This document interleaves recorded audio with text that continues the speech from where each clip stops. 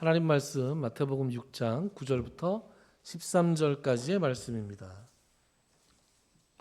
우리 같이 한 목소리로 봉독하겠습니다. 시작. 그러므로 너희는 이렇게 기도하라.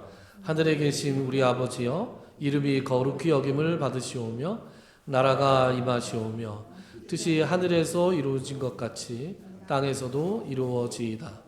오늘 우리에게 일용할 양식을 주시옵고 우리가 우리에게 죄 지은 자를 사하여 준 것 같이 우리 죄를 사하여 주시옵고 우리를 시험에 들게 하지 마시옵고 다만 악에서 구하시옵소서.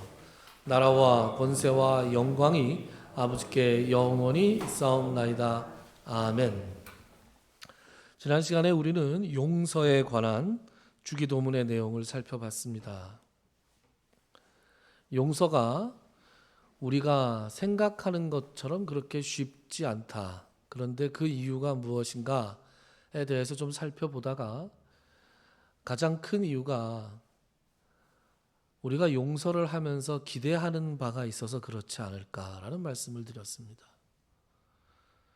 우리가 용서를 하면서 우리가 용서하는 그 상대가 뭔가 극적인 변화를 일으켜줘야 하지 않을까라는 기대를 우리가 하면서 용서를 하게 될 때가 많은데, 그럴 때마다 우리의 기대가 어긋나거나 실패할 때가 많아서 오히려 더 실망하고 좌절하고 그럴 때가 많다. 분노하게 되는 경우가 많다라는 말씀을 드렸습니다. 그러나 하나님께서 지금의 내가 있기까지 얼마나 오래 참아주셨고 또 하나님과 더불어 내 주변의 사람들이 나를 얼마나 오래 참고 용납했는가를 우리가 생각한다면 그 사람도, 내 기대치에 미치지 못하고 있는 그 사람도 하나님께서 오래 참고 계시고 또 내가 오래 참아야 되지 않을까라는 말씀을 드렸죠. 이제 주기도문의 마지막 청원을 살펴볼 차례입니다. 마지막 청원은 13절에 나오죠.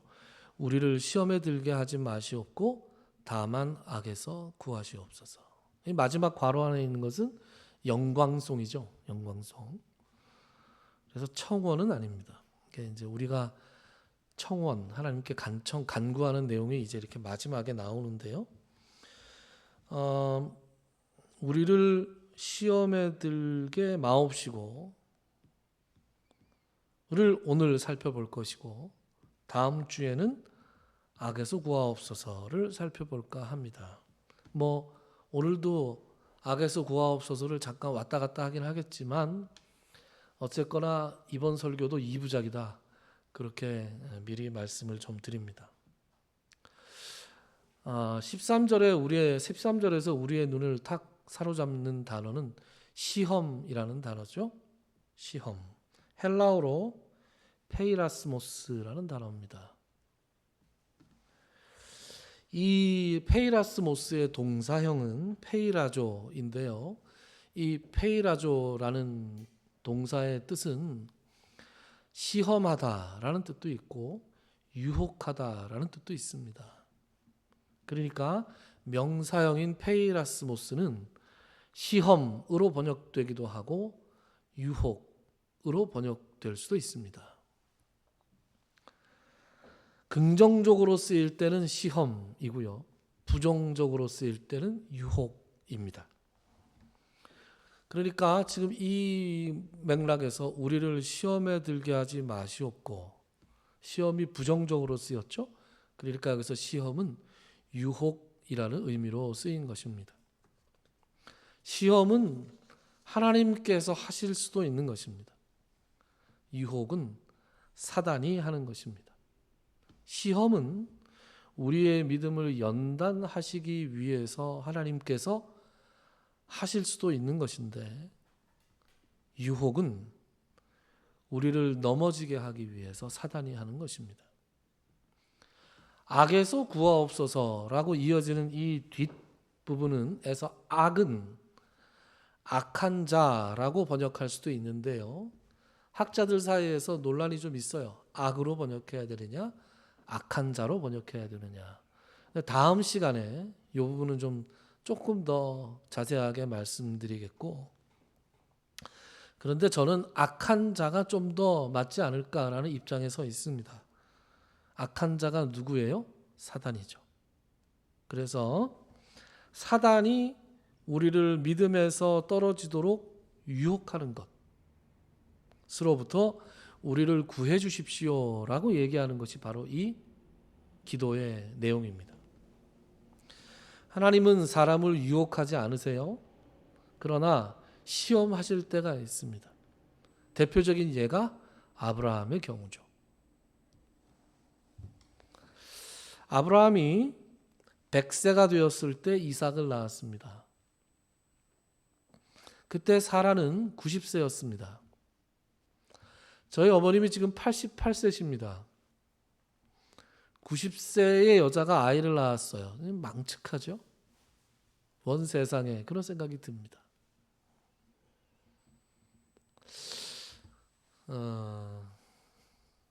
제가 요새 초등학교 5학년 여자아이들을 가르쳐요. 그냥 예뻐요. 그냥 예쁩니다. 아무리 떠들어도 화가 안 나요. 그냥 귀엽습니다. 제가 한 번도 야단친 적이 없어요. 너무 떠들면 얘들아 공부하자 이렇게 얘기해요. 중학교 2학년 남자애들한테는 절대로 안 그럽니다. 57세 된 남자가 남의 아이들을 보는데도 이렇게 예뻐요. 그럼 100살이 돼서 낳은 자기 아이들 얼마나 이쁘겠습니까? 정말 예쁘고 귀할 거예요. 그런데 그 아이가 청년이 되었을 때 하나님께서 아브라함에게 뭐라 그러세요? 네 아들 이삭을 제물로 바쳐라 그러시죠. 죽이라는 얘기입니다. 있을 수가 있는 일입니까? 아브라함이 귀를 의심했을 거예요. 그런데 하나님의 말씀이 너무나 분명했습니다. 그때 그 아브라함의 심정이 어땠을까라는 것은 말로 형언할 길이 없습니다. 자식을 가져본 분들은 다 이해하실 수 있을 겁니다. 그런데 우리가 그 내용을 아는 대로 아브라함이 이삭의 몸에 칼을 대려고 할 때 하나님이 뭐라 그러세요? 멈춰라 그러시죠. 멈춰라. 그리고 말씀하시죠. 네가 네 아들 내 독자까지도 내게 아끼지 아니하였으니 내가 이제야 내가 하나님을 경외하는 줄을 내가 알겠다. 그렇게 말씀하셨습니다. 하나님이 너무했다 이렇게 생각하시는 분들도 있을 거라고 생각합니다. 전 충분히 그럴 수 있다고 생각합니다.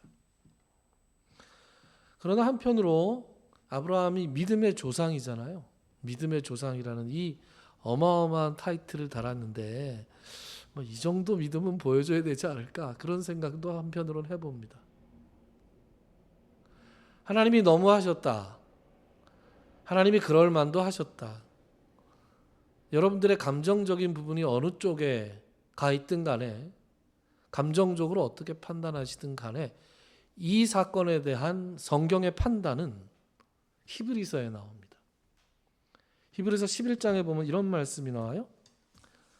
아브라함은 시험을 받을 때에 믿음으로 이삭을 드렸으니 그는 약속들을 받은 자로 돼 그 외아들을 드렸느니라. 그에게 말씀하시기를 내 자손이라 칭할 자는 이삭으로 말미암으리라 하셨으니 그가 하나님이 능히 이삭을 죽은 자 가운데서 다시 살리실 줄로 생각한지라. 비유컨대 그를 죽은 자 가운데서 도로 받은 것이니라. 이 사건에 대한 히브리서 기자의 해석은 하나님께서 분명히 이삭을 주시면서 이삭에게서 앞으로 날 자가 내 자손이다 이렇게 약속을 하셨다는 거예요. 그러니까 내가 이삭을 설사 하나님께 바친다 하더라도 하나님께서 이삭을 다시 살리실 것이다라는 믿음이 있었다는 거예요. 그래서 아브라함이 그 믿음으로 이삭에게 손을 댈 수 있었다라고 히브리서 기자가 지금 말씀하고 있는 것입니다. 이 사건에 대한 히브리서 기자의 첫 번째 판단은 17절에 나오는 아브라함은 시험을 받을 때 믿음으로 이삭을 드렸다 그랬어요. 그러니까 이것은 아브라함이 하나님으로부터 받은 시험이었죠. 그런데 그 시험을 아브라함이 어떻게 이겼어요? 믿음으로 이겼습니다. 그 믿음은 하나님이라는 존재에 대한 믿음이었고, 하나님의 약속에 대한 믿음이었고, 하나님의 능력에 대한 믿음이었어요. 그 믿음으로 말미암아 시험을 받았습니다. 하나님은 우리를 날마다 주님을 더 닮아가는 사람으로 만드시기 위해서 우리를 시험하실 때가 있습니다. 그래서 이 시험이라는 단어는 시련이라고도 번역될 때가 있고 연단이라는 말로 번역될 때도 있습니다. 하나님은 우리를 다듬어 가시는 분이시죠. 그러나 하나님께서는 결코 우리를 유혹하지는 않으십니다. 유혹은 언제나 사단의 몫입니다. 사단은 최초의 인간인 아담과 하와를 유혹했습니다. 그리고 그들은 그 유혹에 넘어갔죠. 여러분, 사단의 유혹은 강력합니다. 그것을 자기 힘으로 이겨낼 수 있는 인간은 없습니다. 여러분, 아담과 하와의 이야기를 읽으면 참 어떻게 이렇게 어리석을 수 있을까라고 생각하기 쉽지만 아담과 하와가 나보다 못해서 유혹에 넘어갔을까요? 저는 그렇게 생각하지 않습니다. 사단은 둘째 아담이신 예수 그리스도도 유혹했습니다. 여러분 기억나시죠? 마태복음 4장에 보면 사단이 예수님을 유혹하는 장면이 나옵니다. 마태복음 4장 1절부터 4절까지의 말씀을 우리 같이 한번 읽어볼까요? 시작.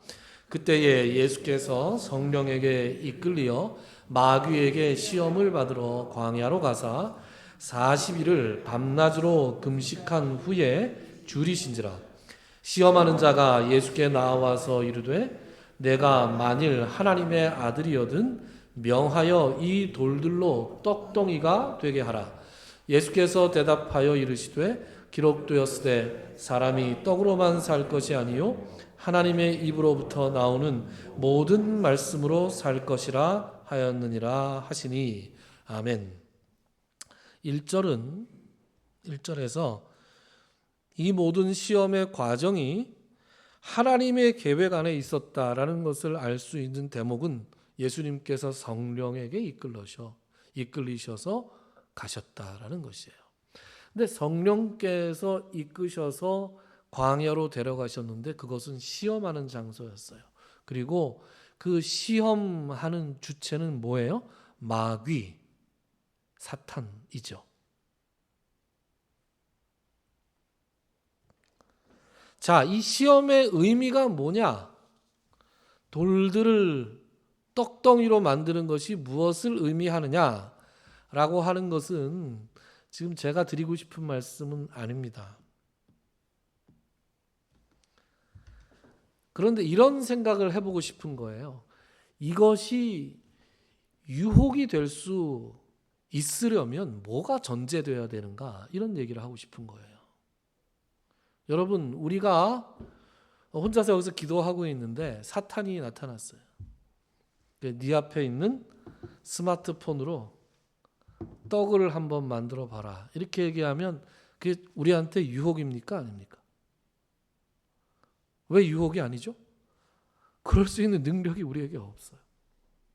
그러니까 이 돌들로 떡덩이가 되게 하라라는 이 유혹이 예수님께 유혹이 되었다는 것은 예수님에게 그럴 만한 능력이 있었기 때문에 그것이 유혹이 되는 것이에요.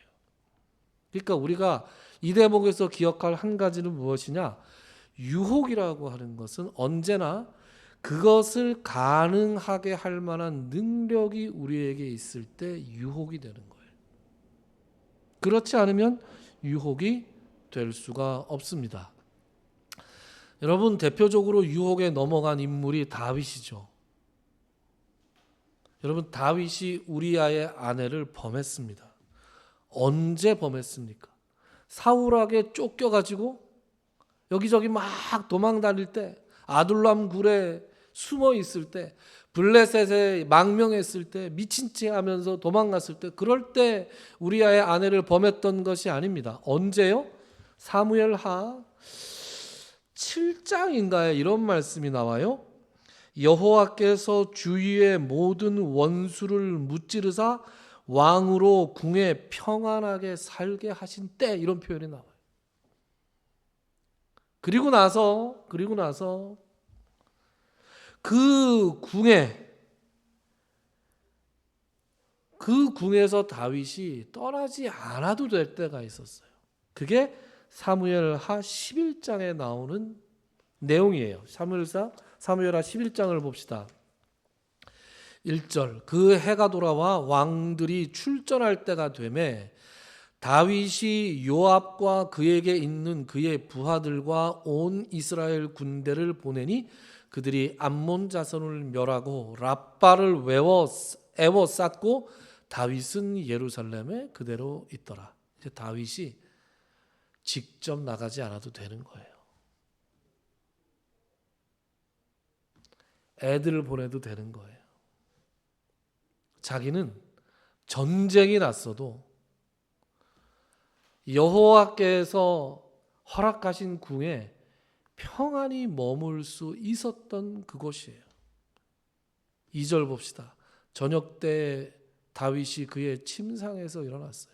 지금 전투가 벌어지고 있는 그때에 다윗은 잠을 잘 수가 있는 거예요.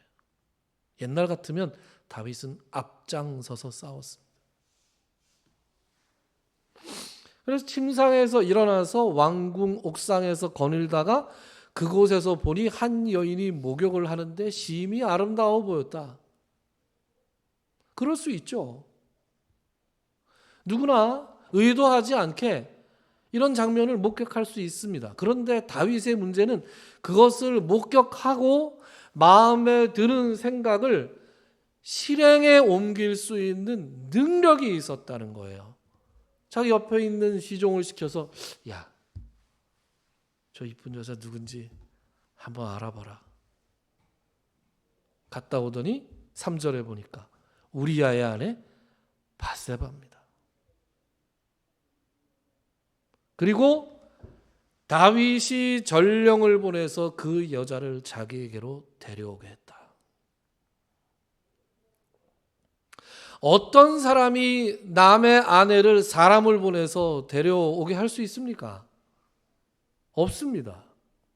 그리고 어떤 여자가 사람을 보내서 누가 오라 그런다고 갈 수 있겠습니까? 그 나라에서 단 한 사람밖에 없었습니다. 누구인지 사람을 보내서 알아보게 하고 누군가를 보내서 그 여자를 데려오게 하고 범죄하고 그리고 그 범죄를 은폐하기 위해서 전쟁터에서 잠깐 돌아온 자기 부하 장수 우리아에게 특별 휴가를 줘서 그 남자의 아기를 가진 것처럼 꾸미려고 그 사람에게 특별 휴가를 줄 수 있는 사람 누구예요? 한 사람밖에 없는 것입니다. 그래도 그 부하가 충직하게 그 아내에게 돌아가지 않자 어떻게 합니까? 전쟁터의 맨 앞자리로 내보내서 가장 위험한 사지로 내보내서 그 장수가 죽게 합니다. 전사를 가장해서 살해를 한 것이죠. 이게 다 어떻게 가능합니까? 그에게 권력이 있었기 때문에. 그 모든 일들을 가능케 하는 권력이 그의 손에 있었기 때문에 이러한 모든 유혹이 실제 유혹이 되었고 그것에 다윗이 넘어질 수밖에 없었던 것이죠. 여러분, 요셉이라고 하는 인물이 있었어요. 요셉이 이집트의 총리 대신이 돼서 그 형제들을 다시 만나죠.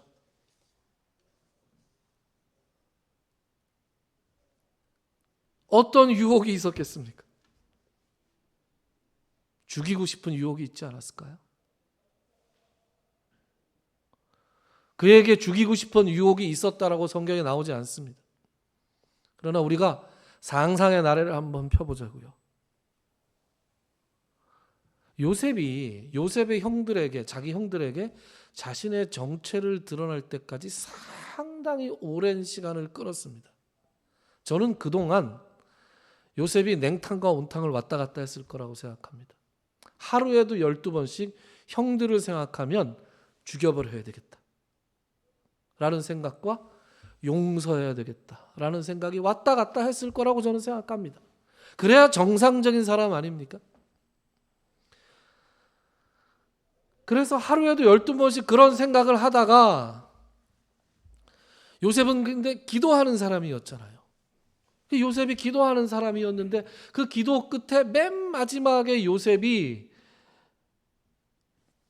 형들에게 자기의 정체를 드러내면서 그 기도의 과정에서 하나님께서 주신 그 말씀을 그 형들에게 해주잖아요. 어떤 말씀이에요? 한번 같이 읽어볼까요? 같이 읽읍시다. 시작. 당신들이 나를 이곳에 팔았다고 해서 근심하지 마소서, 한탄하지 마소서. 하나님이 생명을 구원하시려고 나를 당신들보다 먼저 보내셨나이다. 이 땅에 2년 동안 흉년이 들었으나 아직 5년은 밭갈이도 못하고 추수도 못할지라. 하나님이 큰 구원으로 당신들의 생명을 보존하고 당신들의 후손을 세상에 두시려고 나를 당신들보다 먼저 보내셨나니 그런즉 나를 이리로 보낸 이는 당신들이 아니요 하나님이시라. 하나님이 나를 바로에게 아버지로 삼으시고 그 온 집의 주로 삼으시며 애굽 온 땅의 통치자로 삼으셨나이다. 아멘.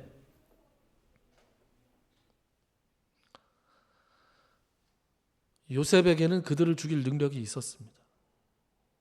그러니까 그것은 요셉에게 실제적인 유혹이었어요.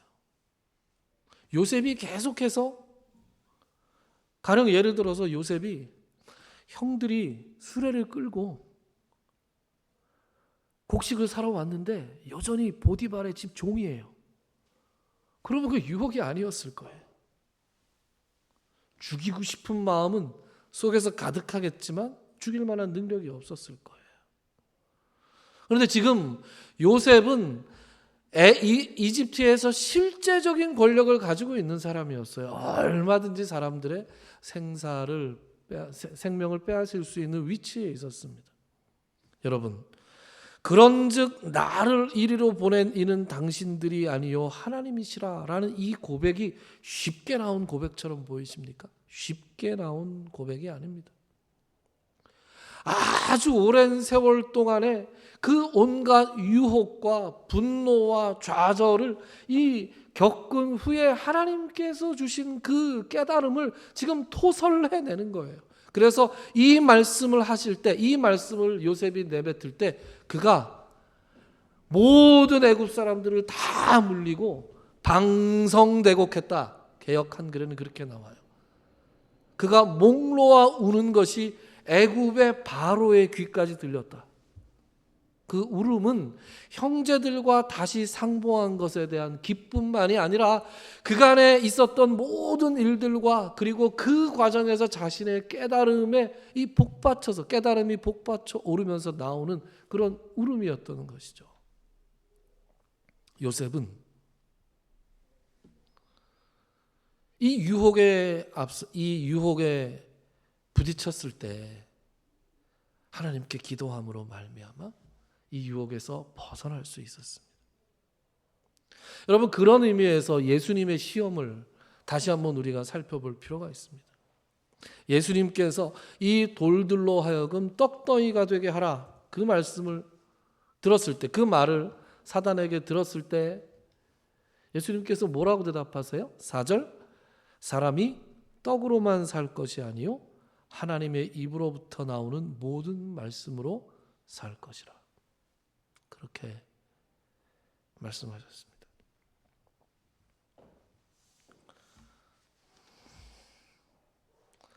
예수님께서 사단의 유혹을 이겨내셨던 것은 하나님의 말씀을 의지함으로써만 가능했던 것이었죠. 모두에서 말씀드렸듯이 아담과 하와가 우리보다 못해서 유혹에 넘어간 것이 아닙니다. 다윗이 우리보다 못해서 그 유혹에 넘어갔겠습니까? 요셉이 우리보다 탁월하게 잘나서 그 유혹에 넘어가지 않았겠습니까? 그들도 다 사람이고, 사람은 그 자신의 힘으로는 사단이 주는 유혹, 우리가 가지고 있는 능력을 자극해서 유혹하는 그 사단의 유혹에 견뎌낼 재간이 없는 것이죠. 저는 젊었을 때 누구보다도 하나님을 사랑하고 하나님 뜻에 합당하게 사역한 목사님들 참 많이 봤습니다. 그리고 그 목사님들이 이 시험에 걸려서 넘어지는 것도 참 많이 봤습니다. 여러분, 이 교회를 세습하는 문제에 대해서 여러분들 생각이 어떠신지 모르는데, 저는 교회를 세습하는 것은 참 하나님께서 기뻐하시지 않는 일이다라고 생각합니다. 갓길 교회를 제가 세습한다 그러면 누가 아무도 신경 안 쓸걸요? 아이고, 그 어려운 교회를. 여러분, 교회 세습은 어떤 교회가 해요? 대형 교회가 하죠. 큰 교회. 세습을 했을 때 뭔가 나와 내 자식에게 유익한 것이 있을 때 세습을 하게 돼 있죠. 여러분, 작은 개척교회 세습한다는 얘기 들어본 적도 없고, 그런 분들이 실제로 있긴 하지만 그것이 뉴스거리가 되지 않습니다. 그것을 세습하는 것이 가능하고 그것을 세습할 만한 권력이 그 목사님에게 있을 때 그 유혹이 찾아오는 거죠. 그리고 많은 분들이 온갖 논리를 다 들이대서 그 유혹에 넘어집니다. 그럴 때마다 참 안타깝습니다.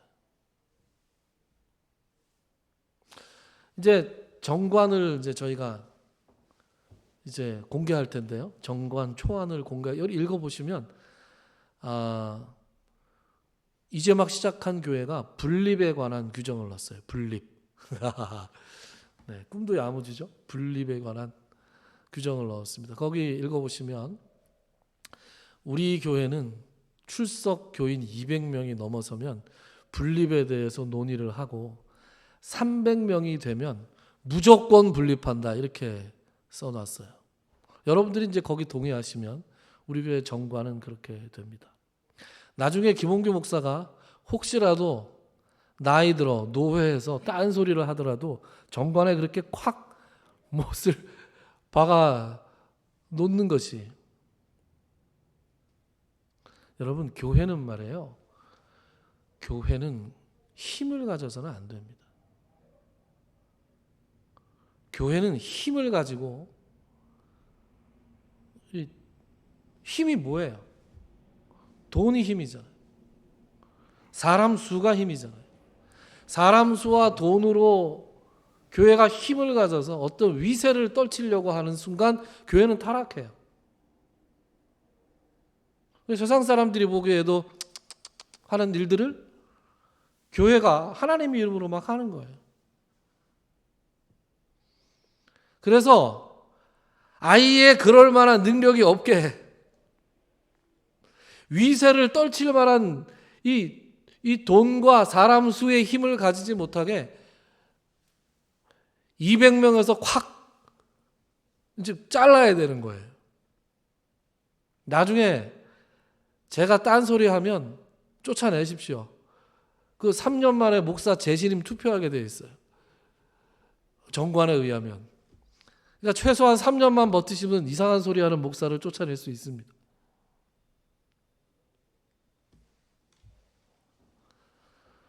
우리가 능력을 가졌을 때, 우리가 어떤 권력을 가졌을 때 나에게 그 조그만한 개인적으로나 집단적으로 어떠한 우리가 능력을 가졌을 때 사단이 그것을 통해서 우리를 공격합니다. 야, 그거 발휘해라. 너를 증명해라. 여러분, 사단의 유혹의 핵심에는 뭐가 있냐면 자기 주장이라는 거예요. 자기 주장. 하나님을 드러내지 말고 네 자신을 드러내라 이거예요. 너 권력 가졌어? 권력을 좀 휘둘러봐. 너 돈 가졌어? 돈을 좀 써. 다른 사람을 위해서 돈을 쓸 때조차 자기 이름을 드러내고자 하면 그 자기 주장하는 거예요. 사단의 유혹은 항상 자기를 증명하고 자기를 주장하게 하는 것, 자기가 가진 것을 휘두르게 하는 것으로 그 유혹을 해왔습니다. 그리고 많은 사람들이 여기에 넘어졌어요. 아담이 넘어졌던 유혹이 뭐예요? 네가 이거 먹으면 너희들의 눈이 밝아져서 하나님과 같이 될 것이다. 자기 주장이에요. 바벨탑을 쌓았던 인간들, 우리가 우리의 탑을 하늘까지 닿게 높이 세우고 우리의 이름을 내자 그랬잖아요. 우리의 이름을 내자. 그 이름을 내고 싶었던 그 많은 영웅 호골들은 지금 이름이 하나도 없어요. 다 흩어졌어요. 그런데 하나님의 말씀을 겸손하게 쫓았던 아브라함의 이름은 지금도 크게 남아있잖아요.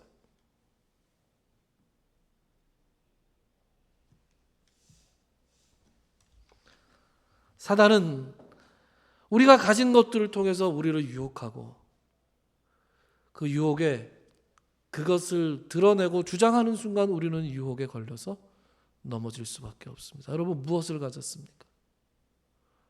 하나님께서 여러분들에게 베풀어 주신 복 가운데 뭔가 좀 휘둘러 보고 싶은 거 없습니까? 그것이 우리를 유혹하는 사단의 도구로 사용되어질 수 있습니다.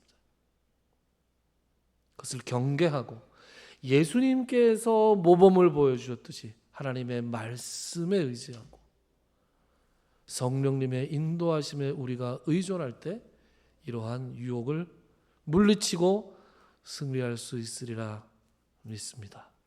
이러한 유혹을 물리치고 늘 승리하는 삶을 살아가시는 저와 여러분들이 될 수 있기를 주님의 이름으로 축원합니다. 기도합시다.